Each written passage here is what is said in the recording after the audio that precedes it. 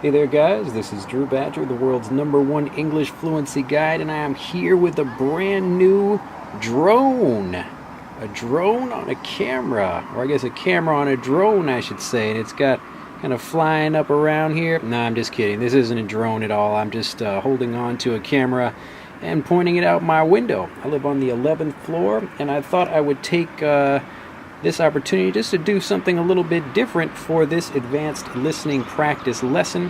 So you'll forgive me if you can hear the sounds of the street. We've got cars and trucks and things like that passing by. But remember that when you're in an actual conversation, it won't always be able to, or I guess it won't always be easy to hear things.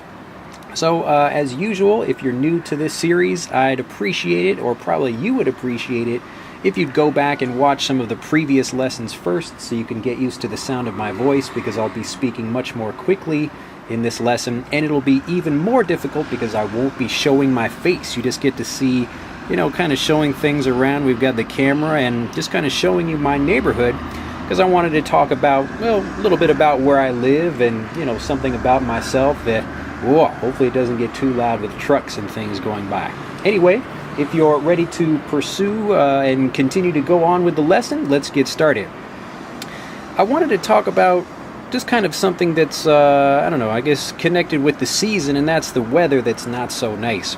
Now, it's actually getting a little bit clearer. As you can see, we're getting some kind of bluer skies coming through here, but for most of the past couple of days, it hasn't been very nice.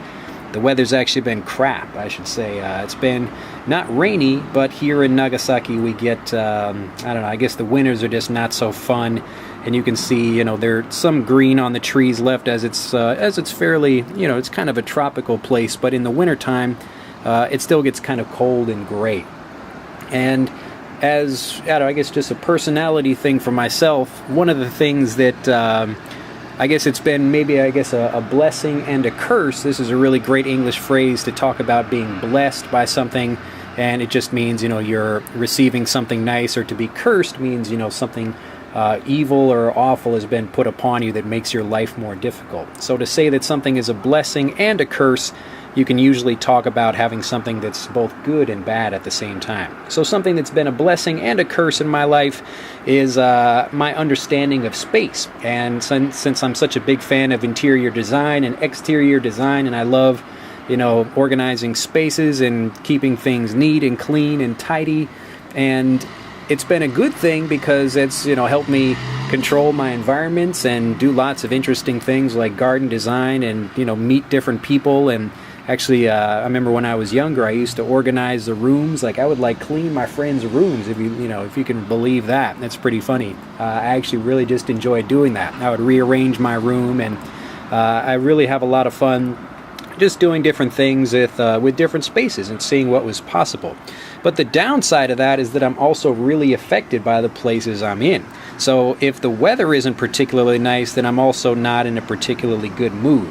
And I don't get angry or anything, but, I just notice a genuine sense of, kind of sadness and, just a little bit of, you could call it melancholy. I'm just not really feeling, the good Japanese word that a lot of my friends actually use out here that are non-Japanese people is genki, Genki. So this is not an English word, but it's just a word in Japanese, genki, that just means energetic. So feeling lively and energetic and, happy about life, that kind of thing. So people talk about feeling genki all the time and, wanting to feel excited and motivated and eager to, do different things. So one of the things that happens to me, and this is kind of a weird thing, I'm going to revealing about myself, I guess, but usually around dusk, so this is usually maybe not dusk, it's more about the evening. Dusk is usually when the sun is finally going down, kind of around that time, but usually around 5 or 6 o'clock at night, I always feel kind of a little bit sad. And I don't know why that is. I think it's maybe just the light or the environment or something like that. And this has been everywhere. It doesn't really matter where I'm in, what city or town or part of the earth or, wherever it is I happen to be.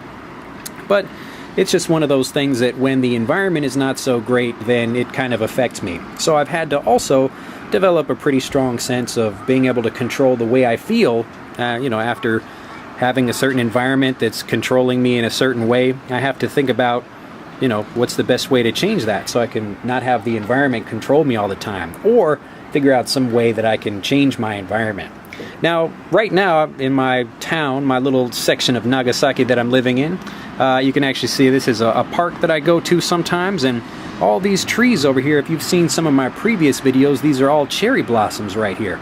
And these things, they get nice and bright pink in the springtime, and I'll probably have to make another video. Right now it is the beginning of January, so it's really cold, and you know, again, it's just not so nice outside. But like I was saying before, we still have a little bit of blue sky coming up, kind of breaking through the clouds a little bit. But in this environment, I really have to kind of fight extra hard and imagine myself, you know, being on a beach, or think about, you know, what I can do to try to make my environment feel better, or make myself feel better in this environment. But this is the kind of important thing. The reason I wanted to talk about this is because it really connects to fluency. And a lot of people talk about being in a particular place, and, well, I guess they can't, you know, find a native speaker to practice with because they don't live in a place where there are native speakers, or, you know, they have some other excuse about why they can't do this or why they can't do that. And I could make a similar excuse and say that, well, because it's winter time and I'm not relaxing on a beach on my own tropical island at the moment, that I must not be able to, you know, correct that and change my behavior and get in a better mood. So let's just imagine right here, this is a very concrete, so concrete, just like the concrete on the ground, a concrete example of two different people being in the same environment but thinking about it in a different way. So if I were feeling sad or letting the kind of melancholiness get to me, you know, I could say that it's the environment or, you know, something else, but really it's me. I'm the one making the decision to, you know, feel sad or to not do something about that. So while I'm scanning around here, you can kind of see this is a regular, kind of an every, I don't know, this like little town in Japan here. It could be anywhere in Japan. It's, you know, fairly similar to a lot of little towns in other parts of the world, I imagine. Same thing in America. You've got maybe a few little stores like this. This is an Erena over here. That's the name of this grocery store. And you've got like a drugstore over here, and you got a little like a real estate place. You got other little shops, but there really isn't much in my town. You can see actually there's just like a train station and a little park and little schools, but it's mostly just, you know, places where people live. So this is a bed town, and that just means that people will live here and then commute to actually where they're going to be working. So it could be, you know, a city north of here or south of here or something like that, but that's just how my town is. So while I'm sitting here, and if I was, you know, trying to feel sad or thinking I was sad and thinking that I couldn't really do much about my environment, you can also take a look at this park over here. Now, these kids down here are in the same environment I am, but they're thinking about it in a different way. And they're, you know, kids are coming down to the park and enjoying themselves. And a lot of kids come down to this little gazebo over here and they play cards, or they, you know, like little card games that they get. Or, you know, they'll play video games or something. And this is you know, this isn't even like a very amazing park, but it's a pretty popular place for, you know, kids to come and hang out, and people to come, like parents and their kids to come, you know, throw a baseball around or kick a soccer ball or something like that. But in the same way that one person could be sad in an environment, some other people could choose to do something and not be sad in that same environment. And what I'd like you to remember about fluency is that even if you're living in a country where you think you can't meet native speakers, like you could be sitting at home thinking, oh, you know, I live in this country and there's no native English speakers around, how am I going to practice? What you have to remember is that there are other people in your same country or city or town or even area that are also finding ways to practice with native speakers. So at the end of the day, you know, and this is a great phrase here, at the end of the day, it just means when all is said and done. There's another great phrase. These are just talking about, you know, after we've thought about everything, after everything has happened, we're going to make a final decision, or there's a final outcome about something. When all is said and done, you are the one that makes the decision about how you react to things, or whether you get fluent or anything else.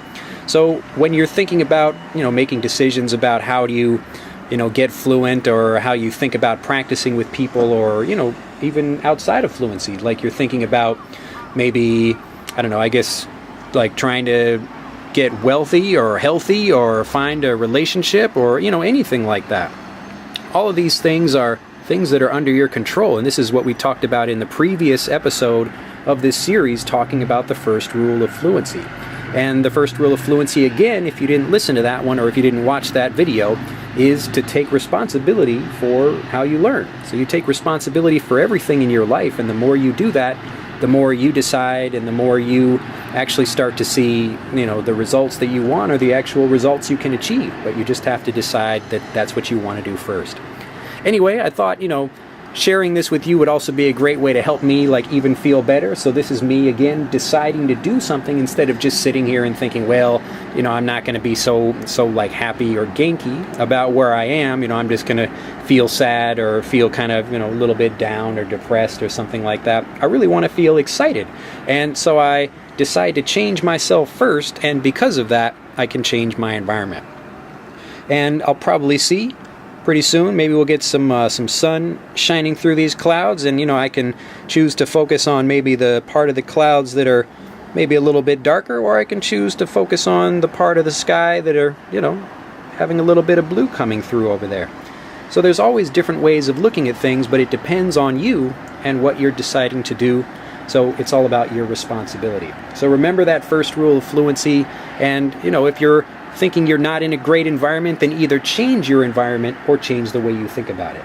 Well, I hope you've enjoyed this episode. I look forward to seeing you in the next one once this gets over 10,000 views. We've got some interesting things coming up in future videos, and I look forward to seeing you in those as well. Anyway, sorry I didn't appear in the video, but again, I'm trying to do something that's a little bit more challenging for people, and it's much more difficult when you can't actually see my face. But hopefully you enjoyed this video nonetheless. Please like the video if you did enjoy it, and I look forward to seeing you in the next one. Bye-bye. To continue learning, click on the link in this video to download Speak English Naturally, our free guide to speaking and sounding like a native English speaker. The guide reveals the 3 most important kinds of conversational English you must learn if you want to sound native, and will help you experience instant improvement in your fluency and speaking confidence.